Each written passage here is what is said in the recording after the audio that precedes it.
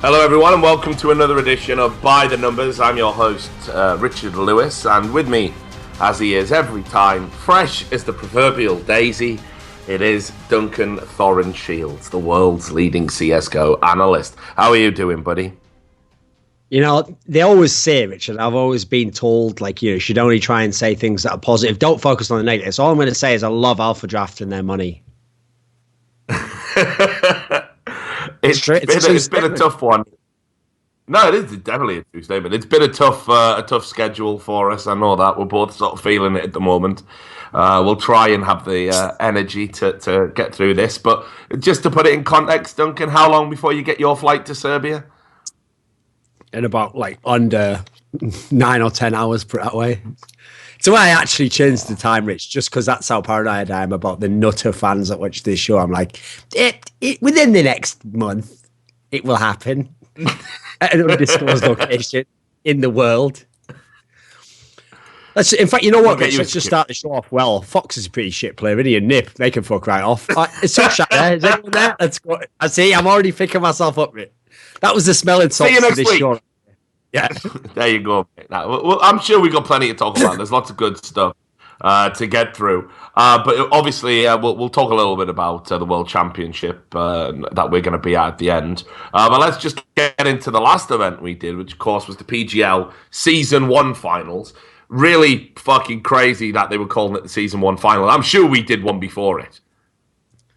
I know. That's just a isn't it, mate? Yeah, like, that's the sort of thing. I don't.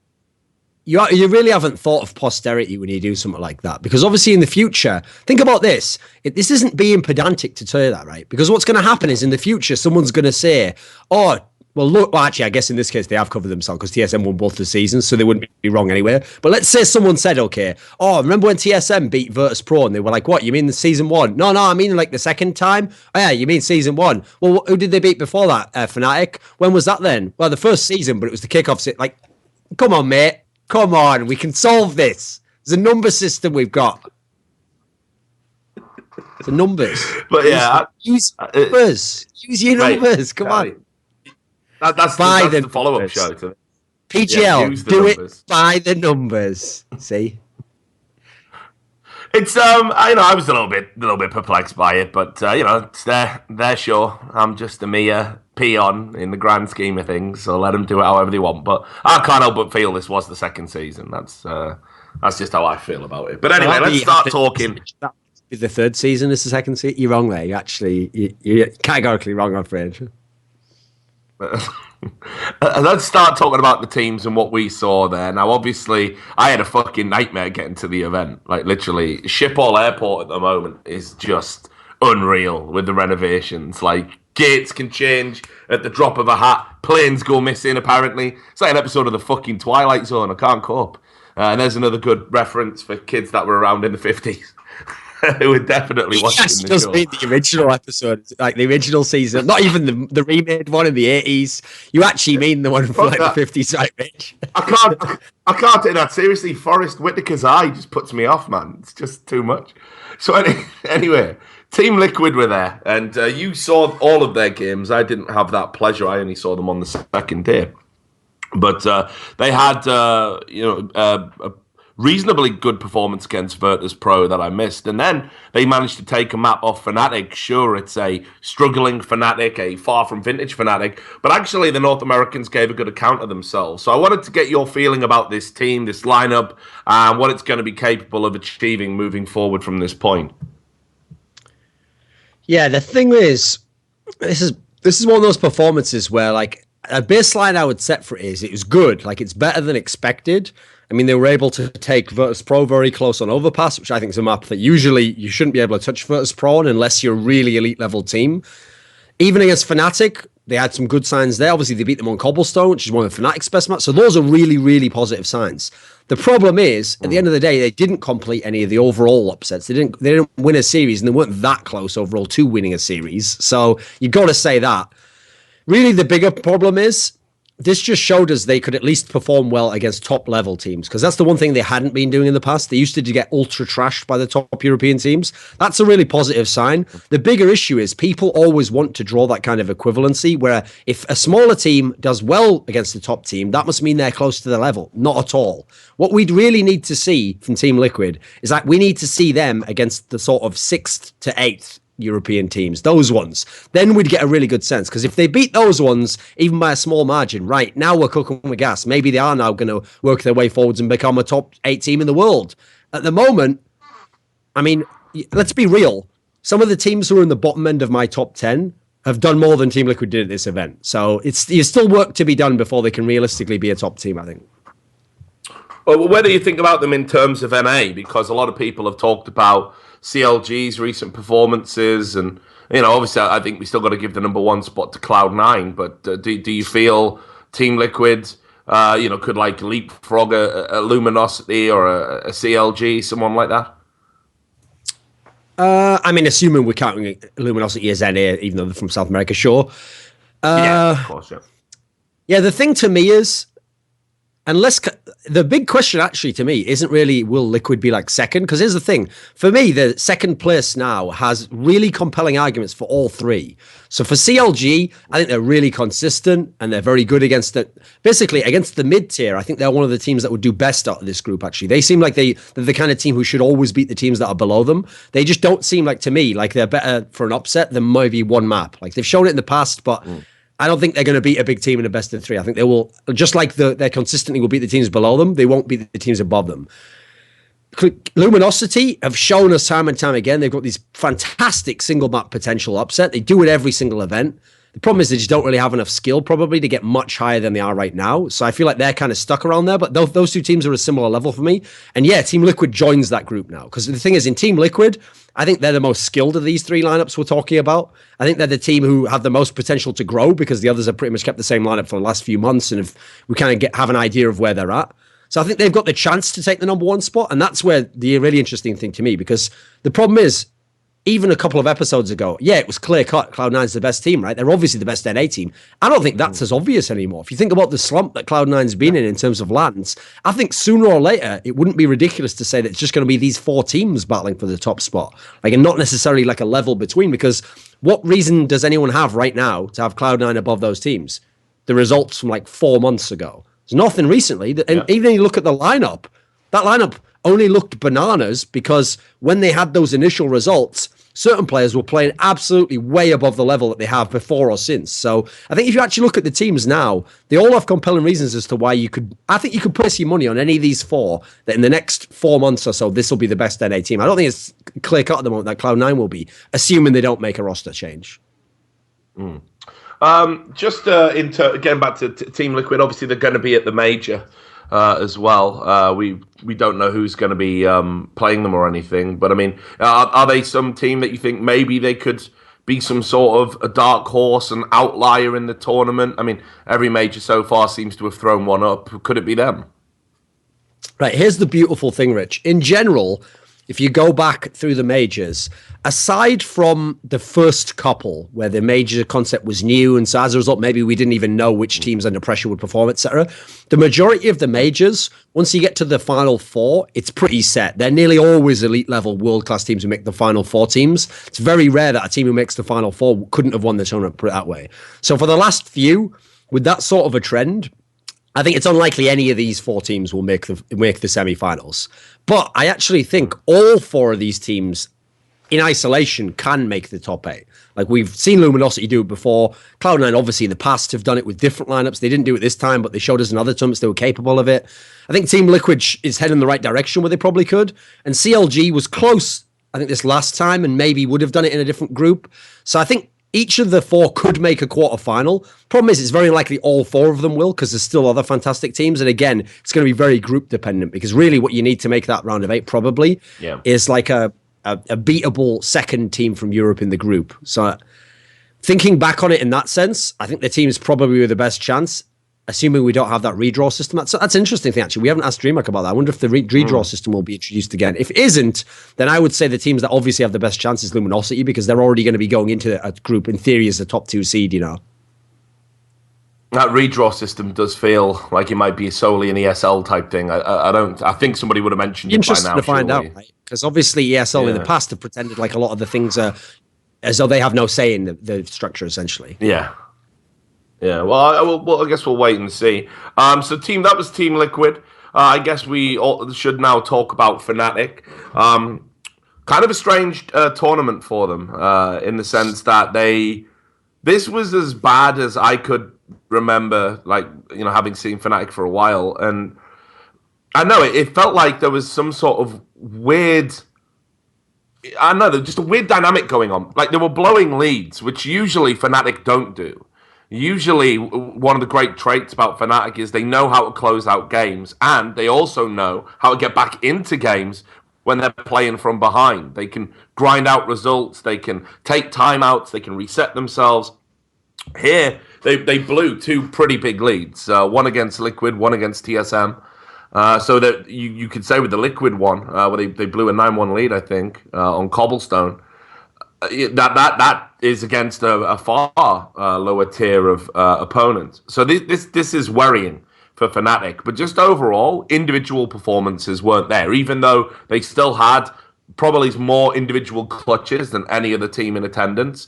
Kind of felt like that Fnatic magic or the Fnatic miracles that we talked about, almost like they've exhausted a lot of them. So is this now a terminal decline for Fnatic before the major, or are we to take what they said at face value, which is they said, hey, we've got to reinvent ourselves before the major.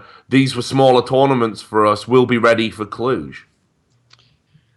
And here's the thing. I don't really buy that line that they're selling there. I think that's something that they're half telling the public and half telling themselves and hoping it's true, because what option do they have? They can't be like, yeah, we're on a downhill slump. We have no idea what we're going to do. A bunch of our players are underperforming. We're probably going to be fucked at the next major. Like, they can't say that, can they? They have to believe the lie, whatever it may be. So the big problem to me is, if you believe that story, what you have to essentially accept as a premise is the concept that this team, in some sense, is like taking time off now, or they weren't that bothered about winning this tournament, or that they really just try to peak for the major.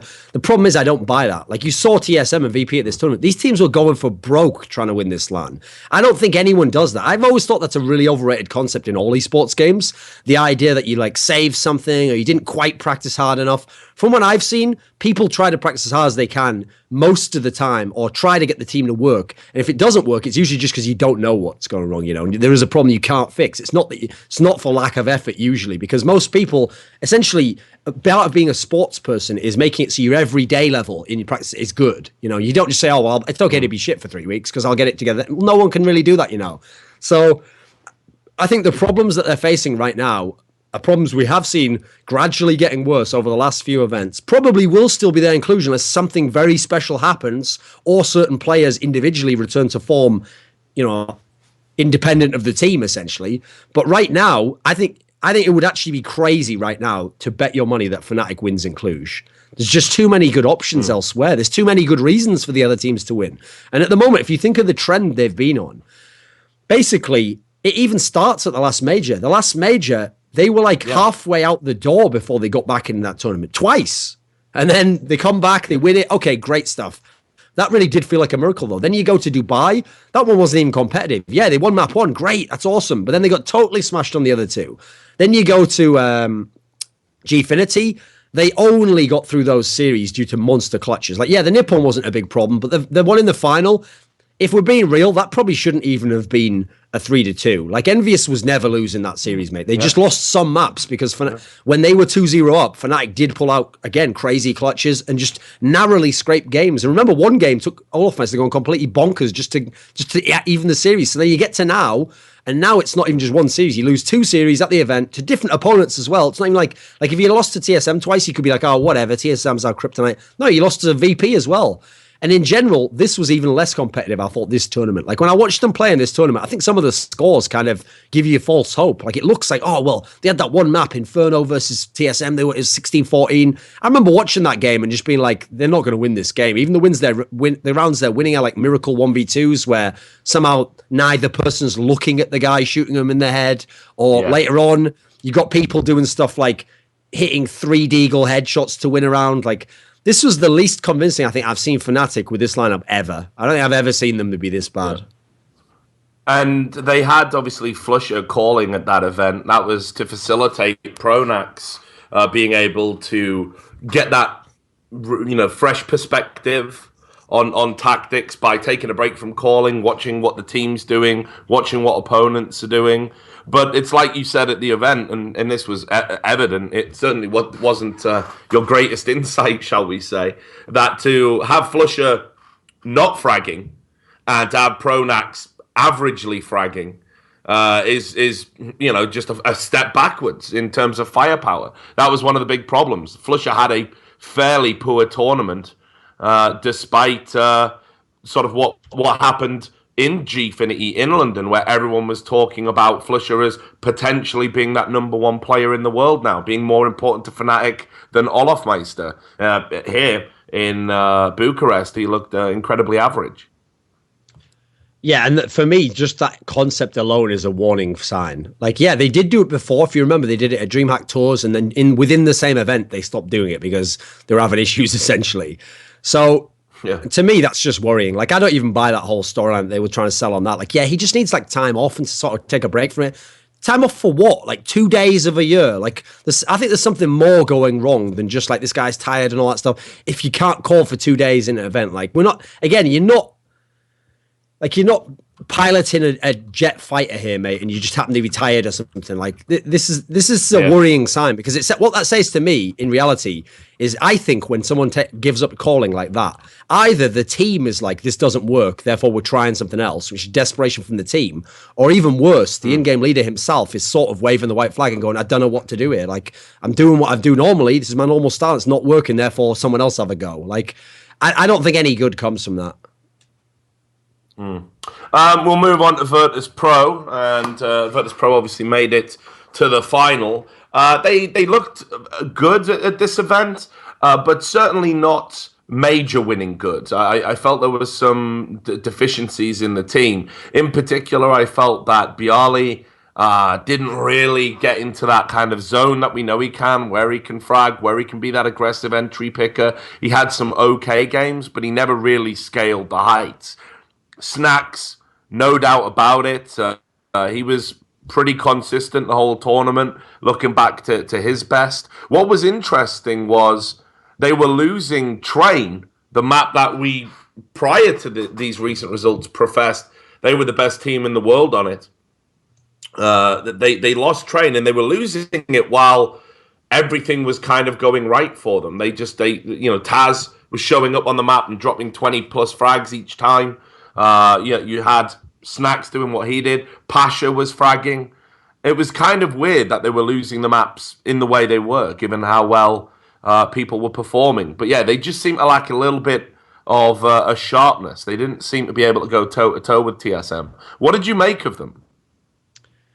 They still were good. Like, I mean, especially, here's the thing. We have to be real about this. The first best of 3 they played against TSM, they were very close to winning that. That really was very winnable. Now, having seen how TSM played against Fnatic and in the final, I actually think, despite what we originally said in the final, I actually think it wouldn't have mattered in that sense. I think even if Virtus.Pro had won that, they'd actually won the upper bracket. I still think, looking at how the games went, TSM would have just come back and they would have won the final anyway, despite being a map down. I think actually, when I think back now, TSM was a bit better in every regard, So the biggest worrying signs for Virtus.Pro was, like, listen, Snack still did fine. He was still pretty good, I thought, overall.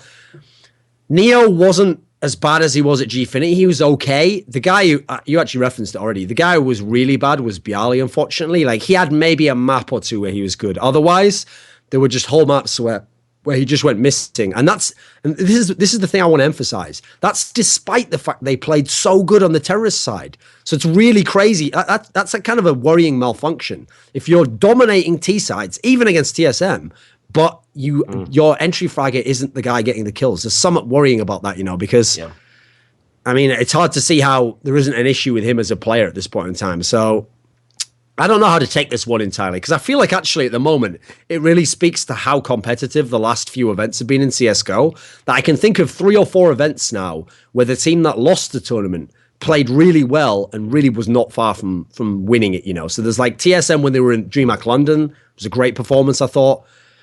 More recently, obviously, we had this one here where VP had a pretty good performance.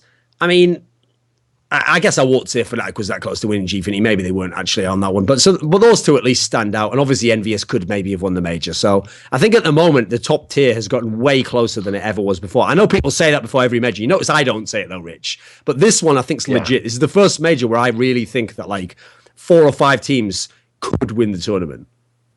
Yeah, I've said this. I think we're in like a real golden age for the CSGO scene at the moment. There isn't one team you can clearly say is dominant. And even when it looks like there might be one, like, for example, you know, I think TSM now have gone on a ridiculous run where it's like 18 maps in a row or something. It might even be at that level.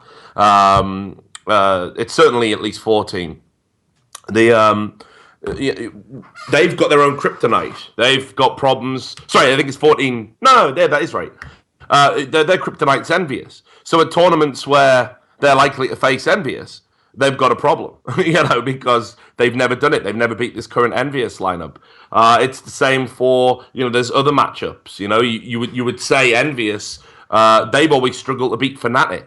And they only did it recently at Gfinity, and it wasn't convincing, as you said. Perhaps the series should have ended sooner, but it didn't. They allowed Fnatic to get back into that game. Yep. Fnatic is struggling, even though I think we still think overall they're the world's best. They are the number one team. You've got TSM, I think they're only number one, though, by virtue of ranking at the moment. Like, I don't think anyone can look at them and go, oh, today, if they play, they'll be the best. Like, if anything... Yeah, of course. Here's the big problem. That's the problem with rankings. Basically, they are the number one team by ranking, but that means they were the number one over the last few months. So really, the problem is the last month and a half's been where a lot of these tournaments were, and it's hard to feel confident about the last month and a half for them being the best team.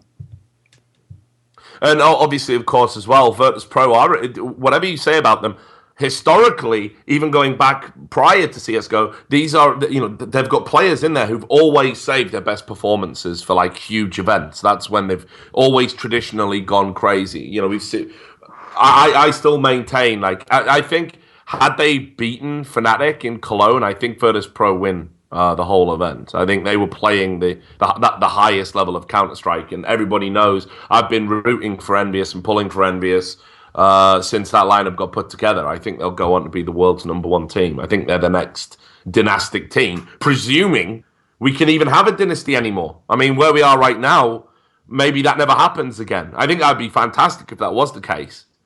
Do you think that's likely, that we might move away from this kind of trend of one team like dominating the Counter-Strike scene, like indefinitely? Like, well, you know, for like a year at a time? Well, here's the thing that could make it happen, okay? What could make it happen is if VP do what they've done in the past, which is have great results and then have a slump for 1 or 2 events out of a bunch. So if they're not present late in tournaments, then teams that VP beats have a better chance of winning, obviously. Then the second factor is if Fnatic really does drop off and don't become like world beaters anymore, then the problem there is it leaves Envious and TSM as the obvious people going forwards. And if Envious always beats TSM, yes, they can be a dynasty.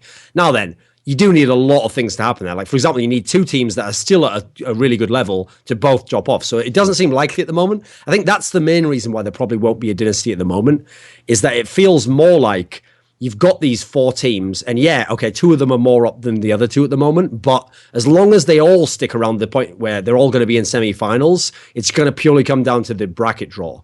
Because as much as you want to say, yeah, Envious beats TSM every time, okay, well, let's have them play a gang of best of 3s against Fnatic. Because even if Fnatic's in much worse form, stylistically, Fnatic will get a few of those. So as long as they get a few of them, now TSM gets to beat Fnatic in the final instead of Envious winning the final. You know, there's a lot of ways it could go depending on the bracket, I think. So we'll definitely need to talk about the winners, TSM. Play an absolute godlike Counter-Strike at the moment. Everything seems to be just working for them. What their tactics and executions aren't is sort of working for them. They're getting out just due to individual skill. They're getting out of trouble due to clutches, due to just insane levels of fragging. You've got Device, dropping 20 plus frags every appearance, every map without fail. You've got Dupree, who I think has kicked on and stepped up into an elite level of entry fragging, arguably the best in that role, as we've seen other entry fraggers drop off. You've got Carrigan, who is a in-game leader who makes a contribution in terms of fragging as well, and has consistently done that. So I think you look at TSM and all the good performances they've had lately. This Zipnix, I shouldn't leave him out. World's best support player. Cajun B, of course, it has been a little bit inconsistent, but we know his ceiling is ridiculously high. So should we now start saying this is the TSM, double down on them before the major? Because they blew everyone away here in Romania.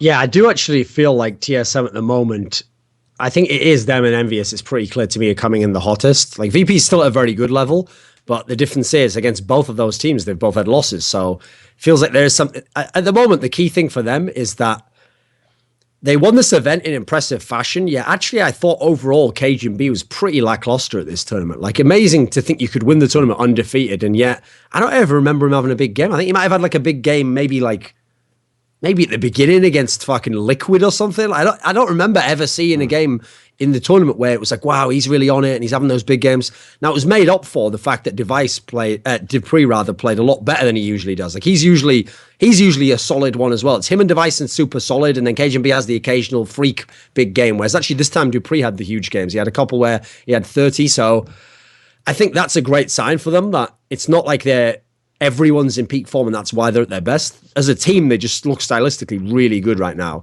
If I had to bet my money on who would win the major, the hard thing is the fact that they've lost Envious so tight. That's the one factor I think that's holding TSM back from being the winner of the major. So, yeah, let me think. I mean, I still think it'll be Envious, so I'll just get that out of the way now. But if it wasn't Envious for me, I'd be picking TSM. Yeah, the thing about TSM is, I think that aside from Envious, I think they can beat every single other team in the tournament in a bracket. So absolutely. So it depends and who knows? Maybe they can beat Envious. Like I'm still not rolling that out yet. I mean, it's not like it's been 10 series or something. Has been a few, sure, but I would put it this way, I'd love to see that game again. I'd love to see like a final that was Envious TSM. That would be the dream final right now. I think. Yeah. If we got TSM and Envious in the final again, then that would be ridiculous. That would be huge. But yeah, I still give the edge to Envious. It's crazy because we're talking about, right, even though they're quite similar teams, like if you look at the makeup of the teams, both got like godlike support players, in-game leaders that frag, people that can have a huge impact with the AWP. They're very similar, just how they're built up, their constituent parts. But actually, stylistically, they are different. TSM, I still think their CT is more stronger than their T half. I think that's a fair comment. Envious are just playing godlike T sides at the moment. So I even think it could be a good matchup. I thought the final in London between the two of them was a really great series. And maybe it got overshadowed by some of the things that have come afterwards. But that was a great final and really sort of gave the event actually that something to rave about, because some of the games have been a little bit lackluster. So yeah, I still would go for Envious, but I think that would be a hell of a series right now. Talking about number one and who we think might be number one. One of the debates that came out of it, we said we both feel that Device has jumped above Olaf Meister into that number one player in the world spot. Now, I've got a clip that Sam's going to play. It's from an online game. Somebody kindly took an odd shot of it, but this was Device in action against NIP. So I'll let Sam just roll that. With Freiburg as well. They do hear it coming. Dupree tries to turn around, but he's not going to be fast enough. And they're getting pinned down here, TSM. This is all going NIP's way. Yeah, indeed. Freiburg with a nice jump up there. Device can picking off one. Another headshot. He's just going to keep going. Triple headshot. And now he's got the quad kill. He's looking for Get Right. 30 seconds left. And Get Right, he must be feeling just a little bit worried. Device is going to look for it, but he goes down. It's so close to being the ace, but it doesn't work. All right. And so, I mean, Device right now just seems to be on just another level of ridiculous. It's not even that. This was a flamboyant moment in a game for him, like a ridiculous moment of individual skill, nearly getting an ace clutch. But it's his consistency that makes him the number one player right now for me. There is very few players you can say they will drop 20 frags every map, no problems. It will happen. You can put money on it, and 99 times out of 100, you'll get a return. Yeah, I agree, especially because, I mean, you saw from that clip that, admittedly, yeah, it's online. Yeah, he was against Pistols. But if you notice, the whole reason he's able to do that clip is because every bullet's just like a straight headshot to the guy instantaneously. What's crazy about the device is device for me is what Scream should have been. He had this insane aim, but Scream never had consistency, and he never had the smarts to add positioning to that aim. And because he never had that, he just lived by like the whims of his own aim. So if he had crazy aim one game, great, awesome. You had the 25 kills, you had the 30 kills. Then he'd have a game where he'd get 12 kills and he might not even be against super duper aimers. The difference with Device is he is a really, really skilled player, yet he's playing the super consistent. So it's like basically Device is like if you had the game of Crims, but with like the skill of Olofmeister. Usually you never get those two in a package together. Like for me, Olofmeister was never like the every single game player. He was the guy where he had the clutch game to get you out of trouble, or he had the game where you were winning by a bit and then he just battered the other team down completely. You never could bet every single game he was going to get those kills. He wasn't that sort of a godlike player, you know, because in general, that's why I think he lasted so long as well. The other godlike players, yeah, they had like 3 months where they were absolutely untouchable, but then they dipped down after that, you know, so it's like their peaks are less long. Olofmeister has been pretty long all in all, actually. So I think that at the moment for me, I think Device is the best player. Like, I think if you just look at the last, if you just went to like LAN maps and you just looked at the last, say, 20 LAN maps, maybe 30 LAN maps, I don't think anyone else would have that level of consistency. I can't think of anyone in the world who's really at that level, because even people like Snags, Olofmeister, they have tournaments off. Guardians had some tournaments where he's actually legit shit the bed. So for me, listen, I think Olofmeister still might have the best ceiling, but I think Device is the best player right now.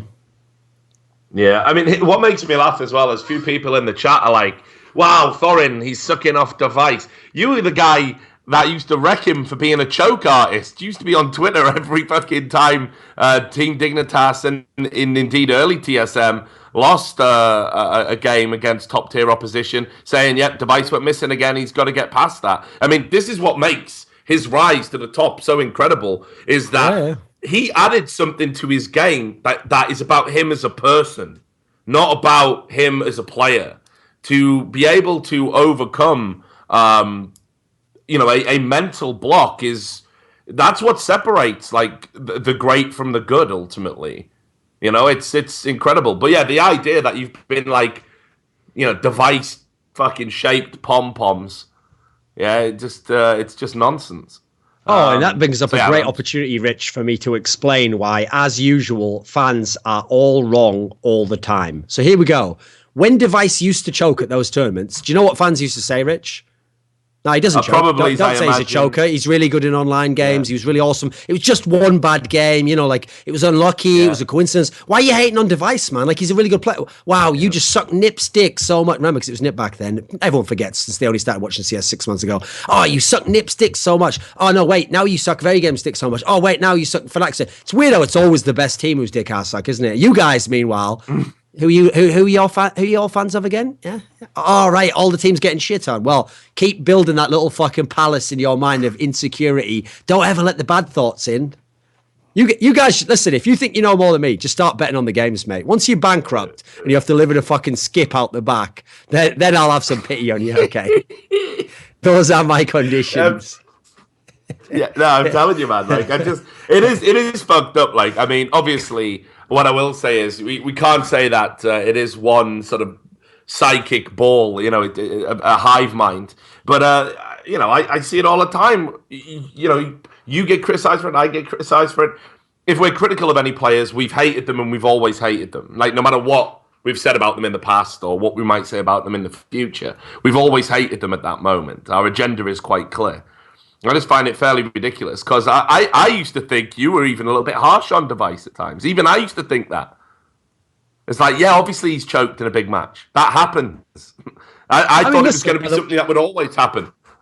I obviously didn't know he'd get to this level. That's what's so astonishing. But I'm not going to say like I knew, because again, some players really do get this block and some never overcome it, by the way. Sometimes, sadly, you get these cases in sports as well where there's a brilliant guy who always makes the final and he never wins. You know, it does happen.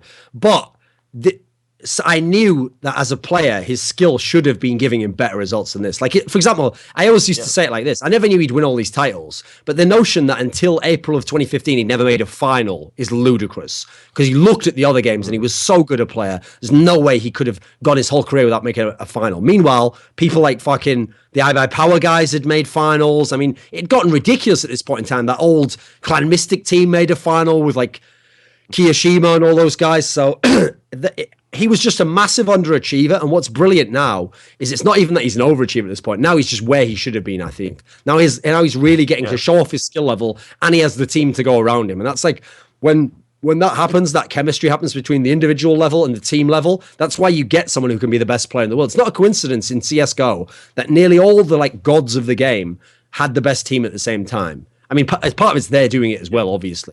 That's why, to me, Kenny S is the big outlier, because he's the only one I've ever seen be the best player, and he wasn't vaguely on the best team. So I think this is Device's time. That's why TSM's so good now. You add it all in a bundle, and that's why it's so entertaining to watch, I think. So, yeah, someone's even tweeted at us the maps for Device. And I'll just send you the link, Duncan, because I know you like to be validated by people on Twitter. So there you go. It's in the group chat. But if you look, if you go back, I mean, let's have a look. So yeah, just wait there. Let me find him. I think you can see that over 57 maps, he's got a kill to death ratio of 1.29 and a kill to death difference of plus 265, which is like just ridiculously high. Third highest HLTV rating, but it's over a sample size that's over double of the two people above him. So that is consistency right there. And so one of the just a ridiculous player. That E-Frag guy is playing fucking shitters in half those games. That's the difference you have to realize. So when you see like Tarek up there, and when you see even AZ up there, and when you see Dreamer up there, they're not playing in finals against the best teams in the world and doing the same shit score-wise. So, like, I mean, listen, I'm not a numbers guy in that sense. Like, for stats, I don't think stats alone should determine the best player. You have to look with your own eyes and see how they got those kills. But the stats certainly back it up. Like, at the moment, just from the stats alone, you'd have to say, there's something I should look into and investigate, because this guy has an abnormally high statistical rating for how many maps he's played compared to even the rest of the best players in the world. And the reason why is you go back and you look, and every game he's delivering, Absolute beast. So just to do some final bits about PGL, I had a great time out there when I got there in Bucharest, staying in a wonderful opulent hotel with around-the-clock room service. It was relaxing. PGL looked after us very well. We had that our favourite interviewer running around for us. It was pretty funny. Thorin was there. You will bring me popcorn. That was a great example of how well PGL looked after. So Duncan wanted some popcorn, right? And because it was in a cinema, for those that weren't aware of that. So the guy goes, "Yeah, no problem, Duncan. I will go get you your popcorn." It's a fucking active cinema. It's a busy cinema. So people were just queuing up and wanting to watch films. People were queuing up for this. It must have been the peak time for like matinees as well. So this guy queued up 1 hour. Like, it had been so long, Duncan had even forgotten like that he'd asked for the popcorn. And he sort of came back over all like sweaty and like, got you popcorn, Duncan. And Duncan was like, yeah, don't even want it now. Like, so that's why he was throwing it at me on camera. So yeah, it was a pretty good event. The real hero of the event, it's got to be said as well, Sadakist. What a legend, Duncan. What a debauched human being. Yeah, that too. So look, I don't mind telling this story. We went out on the Sadakist, mate.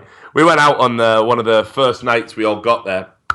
And Sadakist was trying to get everybody to sort of come out and have a drink. And I was like, I'm an old man now and I'm on a diet and I don't really want to go. And then Henry was like, yeah, we got a long day tomorrow, a bit of an earlier start. Let's just leave it. But everyone was like, look, the players are here. Sadakist was like, look, Bucharest's great. I know all the great places. I live out here. Let's all go out for a drink. So I was like, all right then, cool.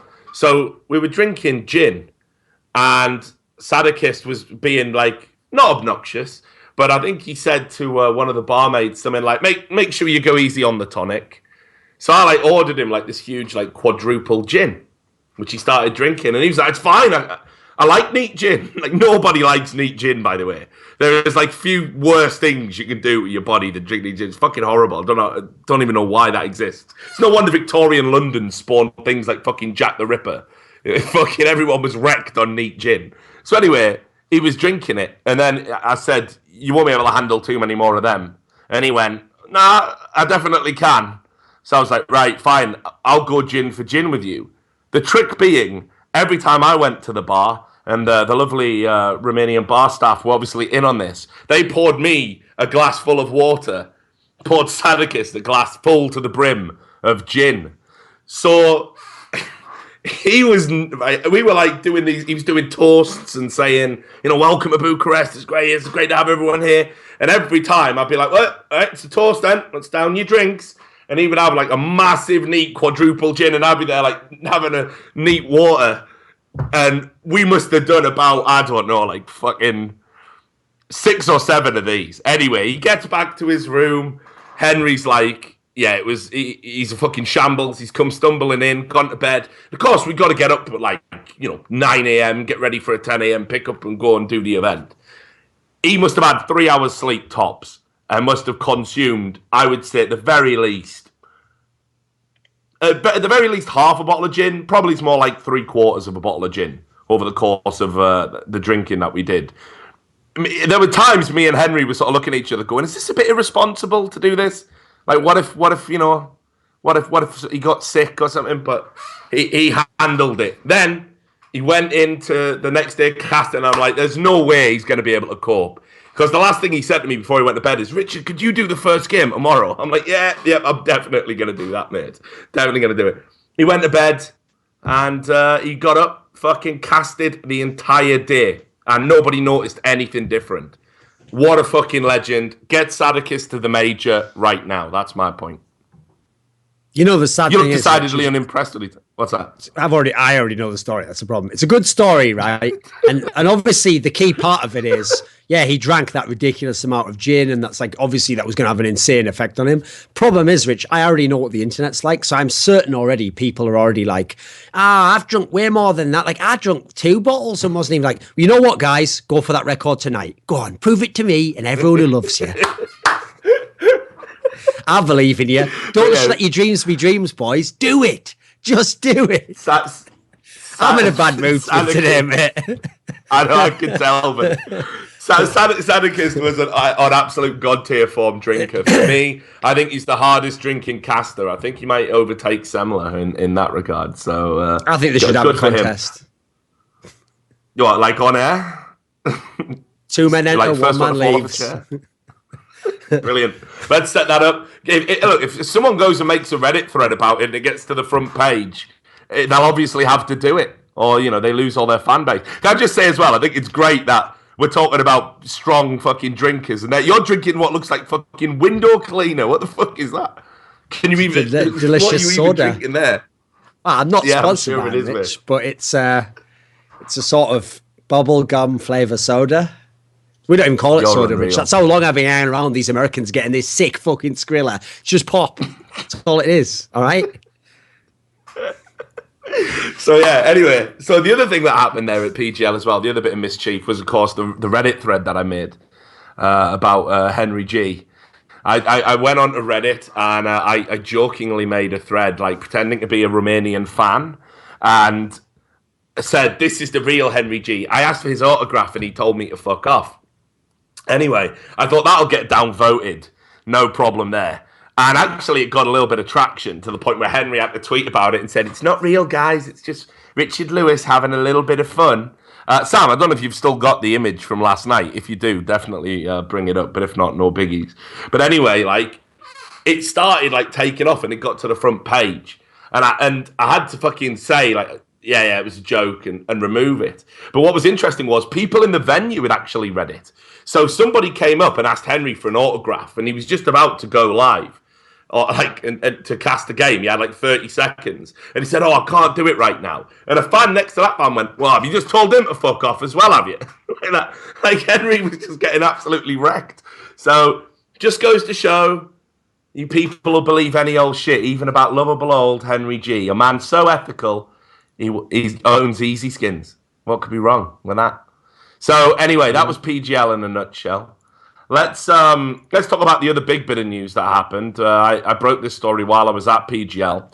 The eSports Team Union, a group of the elite level organizations, and let's be clear, it's not really a union, it's not really an association, it's just a group of people who can see a mutual benefit in using their brand strength to collectively bargain for what they consider to be better conditions. Someone actually tweeted at me saying, "Nice one for setting up a player union, Richard, and ruining CSGO." I'm like, yeah, definitely had nothing to do with this one, mate. Get him on that contest I was talking about before. I reckon he can win. Yeah, let's get him on. Team Liquid, CLG, Cloud9, Virtus.Pro, TSM, Fnatic, Ninjas in Pajamas, Titan, and Envious. So pretty much the same names we've seen, at events. Now, some of the demands basically include that they will only attend international Counterstrike offensive events if the prize fund is $75,000 or higher, and that any travel support is either booked in advance or paid within 7 days, and they name specific amounts per region, which include traveling to Europe to US, should be $12,000 per team, which includes a coach plus 5 players. They also made some demands for a rider for the players, all hotel transportation to be paid for. And some of these demands I like, but here's where it gets problematic for me, and that is that no player I spoke to knew that these demands were being made on the players' behalf. The players might want to play at smaller tournaments, and theoretically, these tournaments should be free because the organizations are demanding all the expenses to be covered. So effectively what the organizations are saying here is, we won't let our players supplement their income through prize money if it's less than $75,000, and we're not even going to consult with our own CS players to ask if that's okay with them, which I find very troubling. Now, I know we've had some conversations about this, but for the benefit of our watchers and viewers, what are your thoughts about it? Well, I mean, the point you just made there is very salient, in as much as, consider this for a second.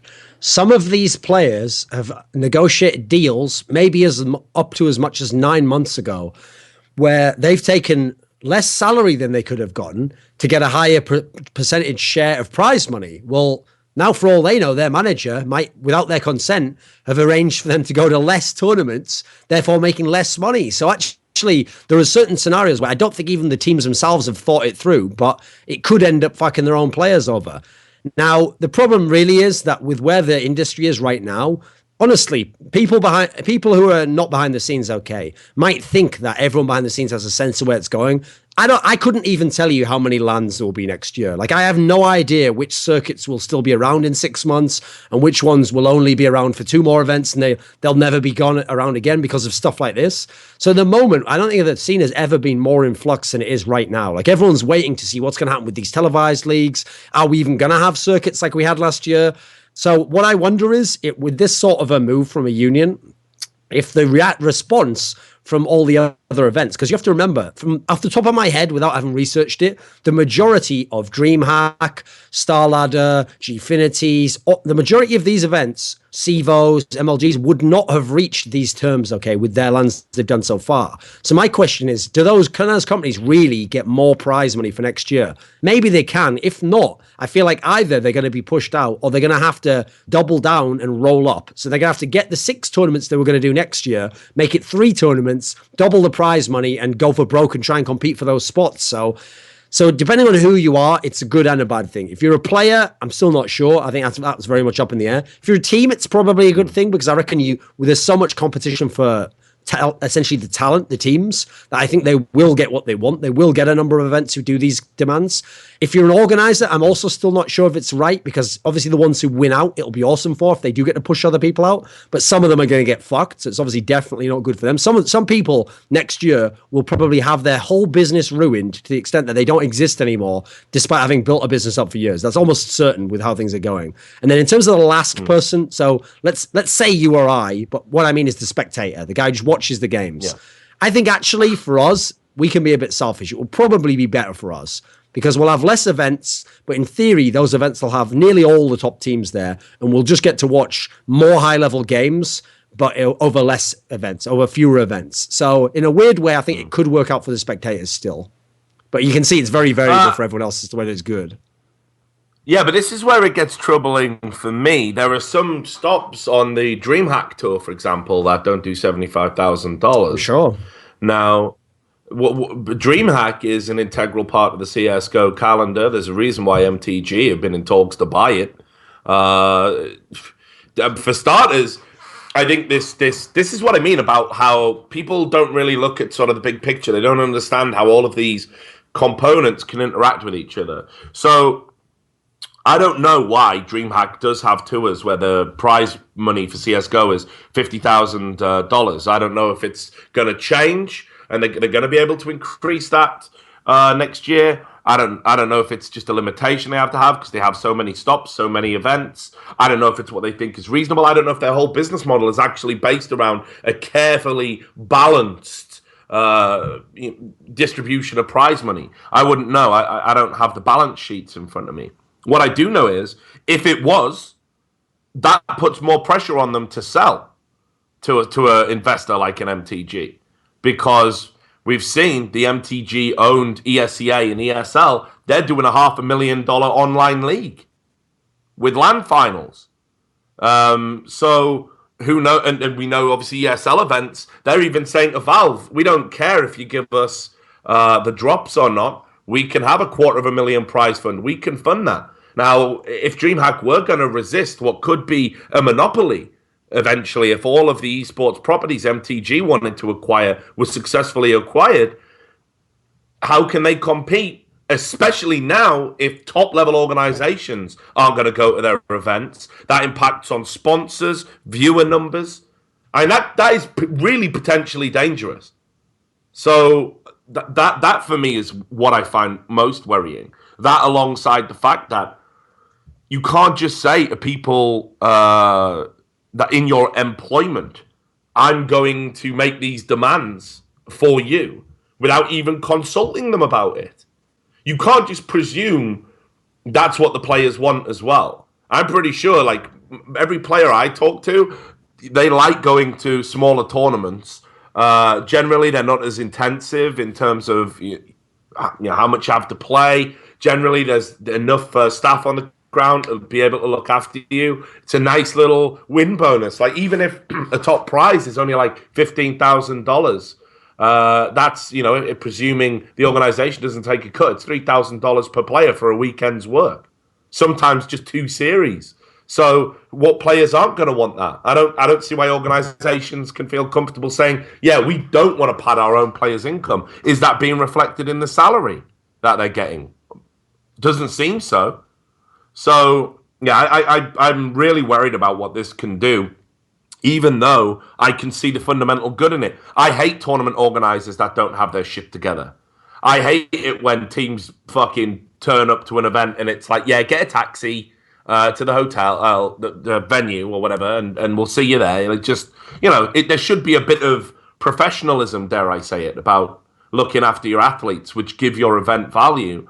There should definitely be travel support. It should definitely be paid out in a timely fashion. And I think overall, prize money in CS probably does lag a little bit behind all of the esports in terms of how many viewers we get and where we are. I mean, holy shit, next year we're going to be on network TV in America.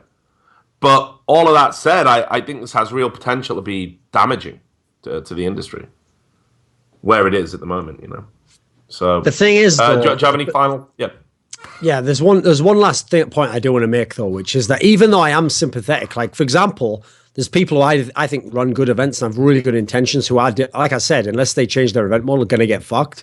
But even so, with how big CSGO has gotten, there were a lot of people this year who ran circuits that had tons of events in purely just for their own benefit. It was never for anyone else. It wasn't for the fans. It wasn't for the players. It wasn't for the teams. They tried to get as much exposure as they could for their money. Now, great. They did that at the time because they could get away with it. People would still go to their events. Their problem now is that Before, you had a situation where it was almost like a free market scenario, as in, say you have a smaller event that doesn't have the most prize money. Okay, if Fnatic says they're not going to it, that makes it even more likely Na'Vi is going, because now it's way better chance of winning it. Now, all these teams are either all going or none are going, because how the schedule is going to work in terms of the demands they've made. So the big problem there is, if some of these businesses really did need to spread themselves that thin to survive, they won't. They will be dead, or they'll have tier 2 and they'll probably die in terms of viewership. But what I'm interested to see, this is what I really do think will be interesting, is I think we'll find that some of them were just kind of trying to get as much bang for their buck as they could, and they will just roll it up and they'll just have a few big events and there won't really be any big problem for them, I don't think. In fact, if anything, here's what's weird, okay? It could work out in their benefit. Like, let's say they get half as many events. Sounds bad, right? They have to put all the money into those events. Well, what if, because these other teams are turning down so many other events, now there's even more viewers to watch the few events? So I'm not entirely sure how it'll shake out in terms of the orgs.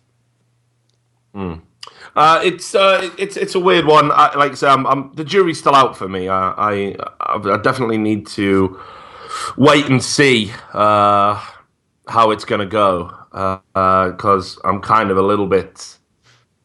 I know. Whenever I see powerful groups of people come together in esports, which obviously in our long careers we've seen on multiple occasions, I can't really think of one time it's actually bettered the industry. I'm struggling to do so. When powerful, what happens? Did you say? So when powerful groups come together, so groups of people, teams, owners. The thing is, it never G7 would. And stuff. I mean, the only purpose for them doing that is to fuck other people. What they're saying is, I won't fuck you for a minute, so you can grab my cock and shove it as far up this guy's ass as we can get it, whereas maybe I wouldn't have the full energy to do so. And there's like, and yes, so what would you do for me? Oh, don't worry, I'll be right there, shoving yours up there like a bit of the old plumbing. So that's basically the whole point of that. I mean, it is really that quote that you said a while ago. I remember you referenced it, because it's a really great quote. It's the idea that it's two wolves and a sheep voting on what's for dinner. That's what these sorts of unions are. So someone's getting fucked. We all know who it is. Benjamin Franklin ganging up to do it. Yeah. So I don't know, dude. I got some real concerns. I think now is the time to ensure we get a players' union together as soon as possible. Just on that note, I've obviously been working towards that, behind the scenes quite a bit. We're getting a lot closer. I think we're at a stage where we can make some sort of formal announcement, hopefully, by the end of the month. I've had lots of meetings with players. I've even got a sort of player liaison for the CSGO side of things, recruited. A player I think everybody will respect and certainly seems well suited to that kind of role. It's just now really about getting everyone's buy-in, because we've got a very fractured scene at the moment in terms of players. Some players have issues with other players. Some players want a union or an association to be something different to what I believe it should be, and what I think how most unions operate. And as a result, we've got to try and get everyone's buy-in, because if you have, like, I don't know, a non-formalized union or association, if you have another formal association, but it's only like tier 2, tier 3 players, and then you've got a tier 1 level association, but some people don't want to come in because Richard Lewis wrote that thing that one time, and that makes him a bad person, and I don't, that having that fractured scene that's ripe for exploitation. Organizations are going to love that. Organizations are going to feel comfortable doing things like this, like just saying, this is what our players want. Did you talk to them? Nah, fuck no. Why would we do that? So I really hope we can get this player union together real soon, because I think if we don't, players are going to miss out. I mean, we've got all these. You love your 6 Skrilla, right? Like, players are going to miss out on it, and there's no greater tragedy than a man missing out on 6 Skrilla. I think we can all agree on that, especially when they deserve it. Yeah, exactly. Anyway. It'd be a shame to think that some of the actual players who you out there at home could make 6 Skrilla by playing in fantasy esports don't themselves make that 6 Skrilla. At the end of the day, we all want to make 6 Skrilla, which I reiterate, you can make playing at Alphadraft.com if you're good. Yeah, exactly. It's a game of skill. It's not just gambling. It's a game of skill, true skill, not like other sites out there. There you go. So, other news. Why not, mate? Fuck it. That is a thing you could say. I agree. Can I do this? We haven't talked about this, have we? The NIP CEO. We didn't talk about this last show, did we? No, we didn't. Yeah, it only happened a few days ago, mate. Yeah, that's what I thought. So let's just get into this. Obviously, NIP are having some problems. Everybody knows it. It's not a secret. And they've been looking at some accounting irregularities. Ooh, so irregular. And this has been a long time coming. How they managed to keep a lid on it for as long as they have is a miracle to me. But there you go. They also, I've got other things I think are going to come out. They stand to lose at least a few members of their team. There's been a lot of roster speculation prior to the majors. So NIP not in a good place. Now, your favourite CEO, Per Liljefeldt, or as you call him, Per Liljefeldt. Okay. I'm guessing. Now I know who you're talking about. Okay. Yeah, he released Liljefeldt, which is actually a thing in America, I believe, for like teenage girls or something. That's his name, right? Per Liljefeldt. Right. Is that right? I'll send it to Sam so he can bring it up. Now, this is what I can only describe as eSports propaganda. I've never seen anything like this. So the article that they posted is on the subject of the rumors surrounding Heaton, talking about how he was an essential part of the brand, going back to 2001. But it opens up with the story of NIP is closely tied to Emil Heaton Christensen and how a young, talented gamer built his life into what today is known as NIP. It is the story about how an injured ice hockey player achieved to become one of the most legendary CS players in history. On his journey, Emil won 8, yes, you read it right, 8 world championships.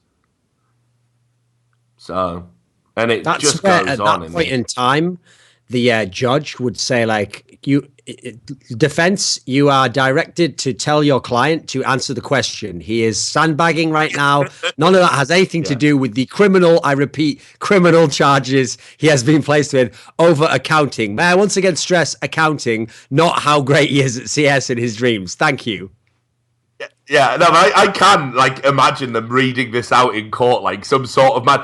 Would Your Honor permit me to do a character witness? Well, no, you're the accused. You can't. You can't. No, listen. Emil, he hurt his leg once, and he played CS while it was getting better, and it turned out he was good at CS at a time when hardly anyone else was. And I think this is really relevant to the problems of players not getting paid and taxes not getting paid and all the other demented shit that's gone on at NIP over the years. So it goes on anyway. Just you guys have got to read this. They even sort of predicting other trouble on the horizon, like that Balkans charity nonsense that they were involved in, which I don't think still has been satisfactorily explained in any way, shape, or form. But it says there, when Emil restarted Ninjas in Pyjamas back in 2012, he did it with 2 business partners, the names of whom we will not disclose, but we just want to say it wasn't Pitter. Definitely wasn't him, though. What the fuck? No one's even bringing that up. Definitely wasn't Pitter, though. Okay. So when that charity shit all comes tumbling out the closet, remember, that's him. That's on him, right? So, yeah, the whole article is insane. Throws Nicholas Fischier under the bus a little bit as well.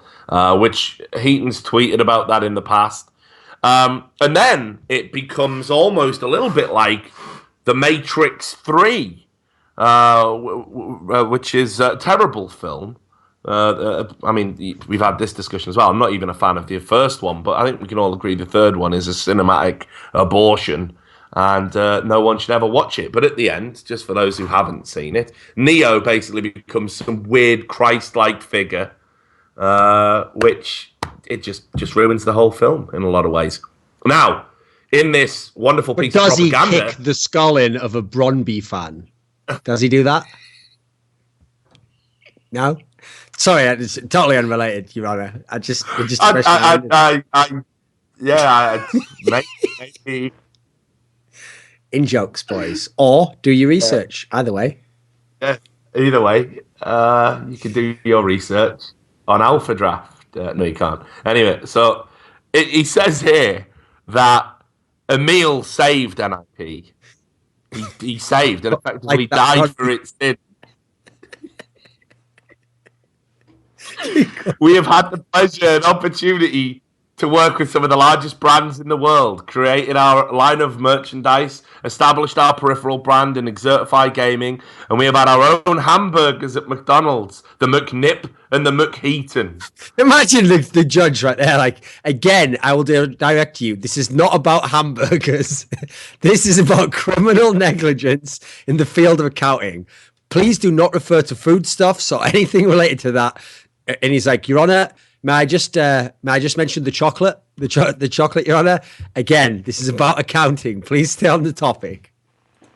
Right, and it gets better though. Right, for me, I think the real highlight is where they point out that in addition to saving NIP and saving NIP, I don't know from what, and bringing them to the promised land of having burgers named after them. He also is an ambassador for a Swedish organization against bullying that targets preventing hatred on the internet. So, like, we'll just throw that in there. Definitely just throw that in there. He's totally not into that. Definitely not. So, yeah, I recommend you guys. People who cook the books are in favor of bullying. So, case closed, Your Honor. I believe we can all be home for a McNip and some of those potato chips by 6. So, I mean, just so you know, this is. I mean, again, it's one of the most ridiculous. Ironically, well, not even ironically, coincidentally, or whatever you might want to say. I thought it was worth noting. It was written by a news writer who refers to himself as priest. This is ridiculous nonsense. It's complete mumbo jumbo. And it's out there just to deflect, but it's the most pathetic attempt at deflection I've ever seen from very real concerns about very real things that very rarely happened. And this is completely irrelevant. I mean, I've seen NIP do some crazy shit down the years, like the whole League of Legends fiasco. But this is next level. This is like, did he not check with anyone? Heaton doesn't want that out there, does he? Everyone's laughing at Emil now, like. Do you know what I mean? Like, should be laughing at the guy who wrote that fucking screed of nonsense. So, anyway, definitely worth talking about. I'm sure you guys can go out there. And they're definitely not doing it just because they're guilty of a bunch of shit. I just want to put that out there. That's not what they're doing. They're not trying to make Emil out to be the Swedish equivalent of Christ in a blind panic because they're absolutely not guilty. So, there we go. Let's talk about some news. HellRaisers have finally announced their new roster. There was reports circulating that they were going to replace 2 of the players. And they replaced Adrian, the hugely experienced Kazakhstani veteran. Goes back to the KT3 days. Yeah, the good one, as you say. And Moo, or Mo, depending on how you elect to pronounce his name. I prefer Moo. It gets a little bit confusing. This is where you also get to do the good one joke, if you want. No? Okay. So he's only one Mo exists, mate. I think we all know that. So. All right.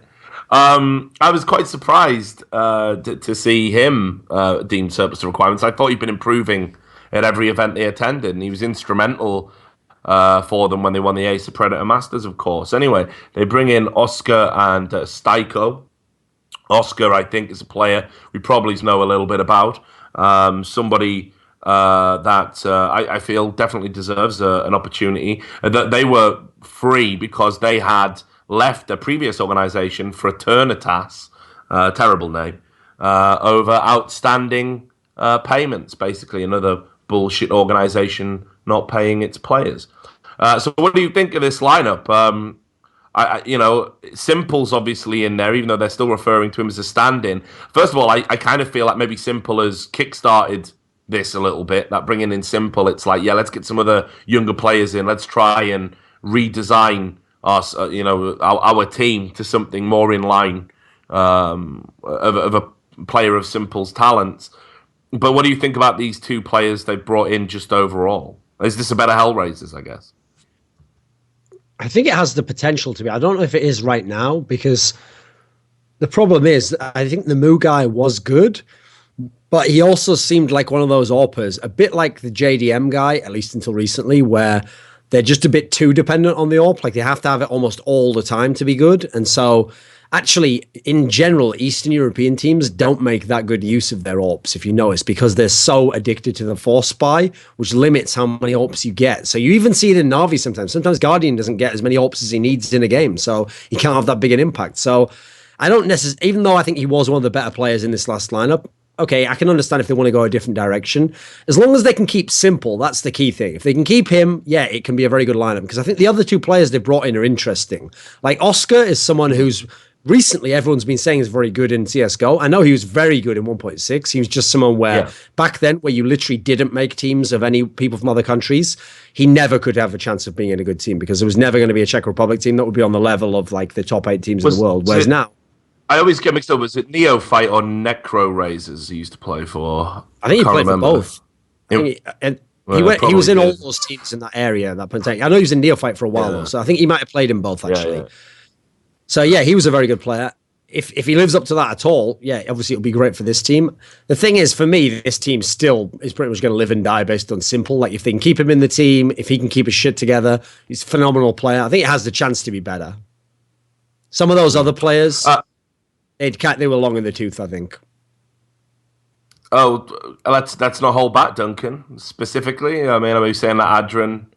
I mean, you refer to him as the good one, but is that because you think so low of the other one?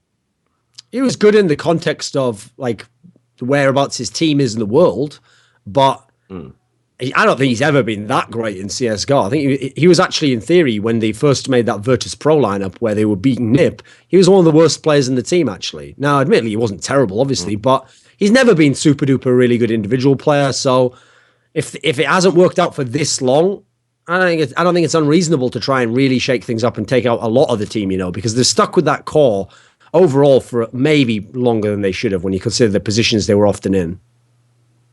I'd rather give a young guy any chance. Right. Yeah.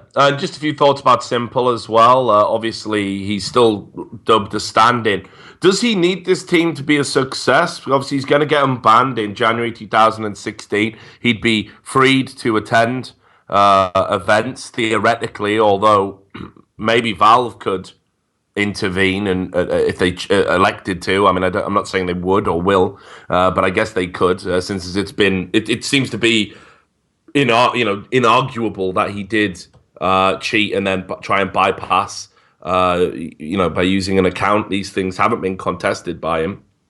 So does he need this team to be a success if he's to sort of have any chance of kind of salvaging his career and turning it around? Like, we know he's been involved in all sorts of questionable behavior. If this team doesn't perform, how much does it harm Simple's brand and Simple's chances of actually being able to win something significant? The bigger problem is, how long can he remain this good for? Because put it this way, if he stays at this level for 9 months, well, yeah, no problem. He doesn't have to make it on this team, doesn't have to make it on the next team. He could still get it together in 6 or 7 months and still be really good. Problem is, I've never seen a player play at the level he's at right now, especially in the modern day, and stay at that level for like what would end up being about a year by the time we finish. Because you remember when he started really going God mode, it was like about 3 or 4 months ago. So it's very unlikely he'll retain that level for that long. So it's just going to be a waste of time if he isn't on a team at any point during that where he can at least contend for a title. At the moment, he's in a worse position than Kenny S was when Kenny S was going off. At least Kenny S had the basics of a team and like maps that they were good on and the role players. The teams that Simple have been on have been a train wreck. So at the moment, I don't know if he can or not, because obviously it's down to him individually and then whether he's a total fuck up as a human being, which all signs point to yes. But he does have time in his life to grow, so I guess that maybe is possible to overcome.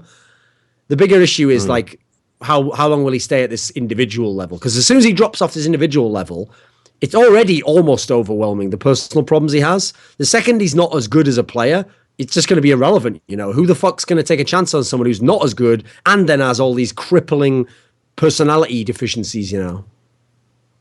Yeah. So just to wrap up the show, obviously, as we talked about right at the start, we are going to be going to the World Championships in Belgrade in Serbia.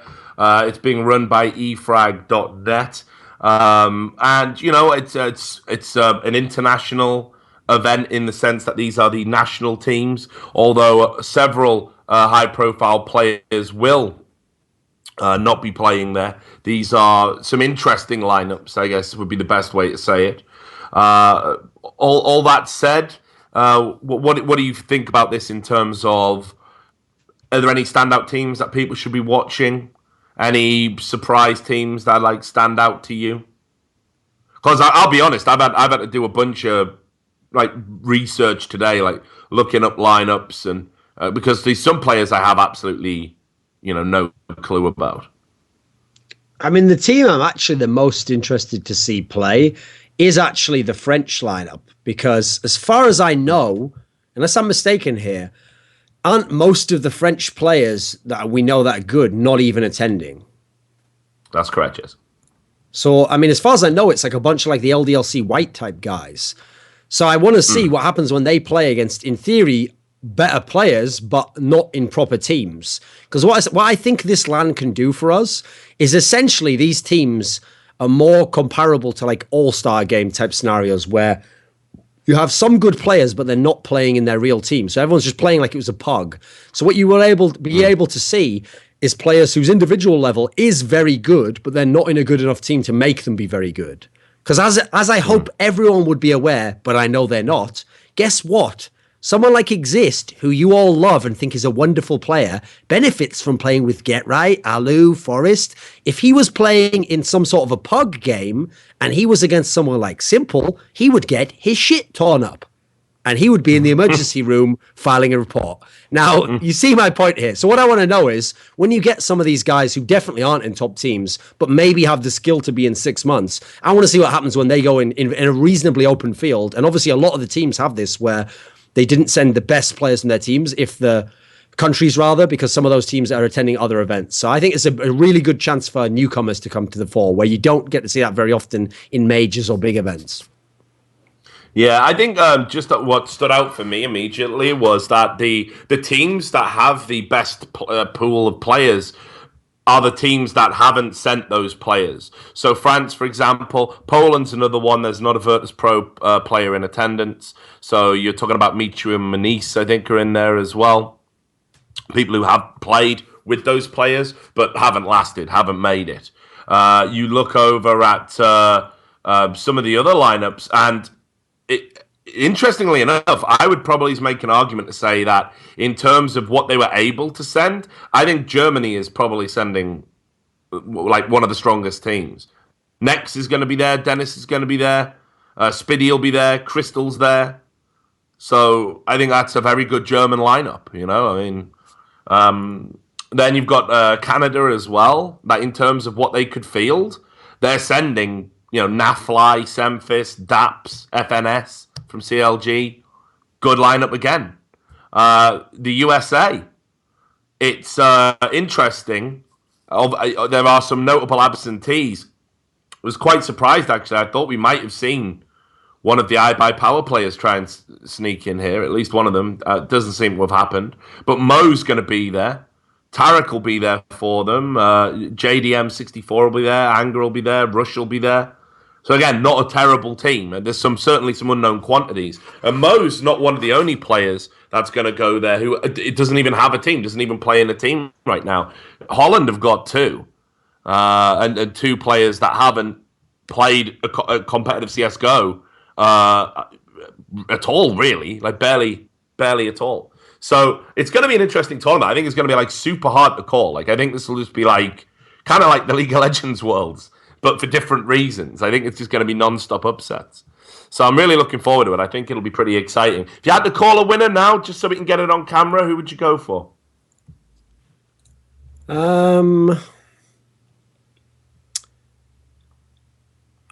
I mean, this isn't the best logic, but I think for now I'll stick with it. As far as I know, the Russian team that's going is actually pretty good, like the skill level of the players. And in theory, Russian players of everyone should be the best at playing Pug style because they do that every day in a bunch of their teams. So I'll take Russia, I think. I think Russia could do it. Interesting. I think we've seen, I don't know if the Sweden lineup's been announced, but it's not, it's certainly not, again, the top level Swedes. So that'll be interesting. And then, you know, I still, I know it seems so weird to sort of talk about Germany, but I definitely think they could. I think they actually could be a surprise package at this event. But anyway, I guess it all depends on next, really. But yeah, so I don't know. Since you made a prediction of Russia, and their lineups haven't been announced yet, so I guess I can always use that as an excuse.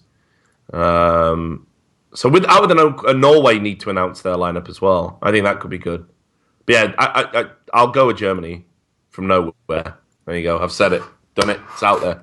So there you go. That's the show. Any final thoughts, Duncan, before you get 2 hours sleep and then roll out of bed into a taxi, go to the airport, cursing your life and wondering how things got to this stage?